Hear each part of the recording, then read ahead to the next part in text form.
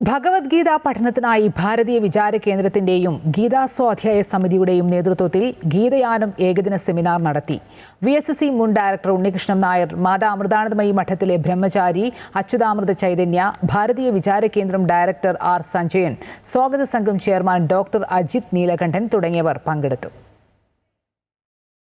ഭഗവത്ഗീത പഠനത്തിന് യുവജനങ്ങളെ സജ്ജരാക്കുക എന്ന ലക്ഷ്യത്തോടെ ഗീതാ സ്വാധ്യായ സമിതിയുടെ നേതൃത്വത്തിൽ തിരുവനന്തപുരത്ത് ഏകദിന ഗീതാ സെമിനാർ സംഘടിപ്പിച്ചു. VSSC മുൻ director doctor S. Unnikrishnan Nair ഉദ്ഘാടനം നിർവഹിച്ചു. തലമുറകളെ ഉത്തേജിപ്പിക്കാൻ കഴിവുള്ള ഒന്നാണ് ഭഗവത്ഗീത എന്ന് അദ്ദേഹം പറഞ്ഞു.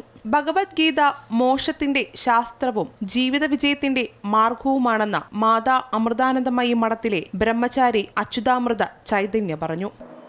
ഭഗവത്ഗീത മോക്ഷത്തിന് വേണ്ടിയുള്ളവർക്ക്, മോക്ഷത്തിന് അധികാരമുള്ളവർക്ക് മോക്ഷവും, യുവത്വത്തിൽ നേട്ടങ്ങൾക്ക് വേണ്ടി കൊതിക്കുന്നവർക്ക്, അതിനുവേണ്ടി ശ്രമിക്കുന്നവർക്ക്, ആ ഒരു ആഗ്രഹത്തോടുകൂടി സമീപിക്കുന്നവർക്ക് ദക്ഷതയും പ്രദാനം ചെയ്യുന്നു. ഭഗവത്ഗീതയുടെ 2 പ്രയോജനങ്ങളാണ്.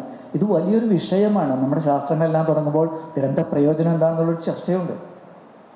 ഗ്രന്ഥത്തിൻ്റെ തുടക്കത്തിൽ തന്നെ ശങ്കരാചാര്യ സ്വാമിയുടെ ഭാഷ്യമൊക്കെ എടുത്ത് നോക്കിയാൽ അറിയാം, അധികാരി ആരാണ്, ഈ ഗ്രന്ഥത്തിന് അധികാരി, ഇത് പഠിക്കാനുള്ള അർഹത ആർക്കാണുള്ളത്, ഈ ഗ്രന്ഥത്തിൻ്റെ വിഷയം എന്താണ്,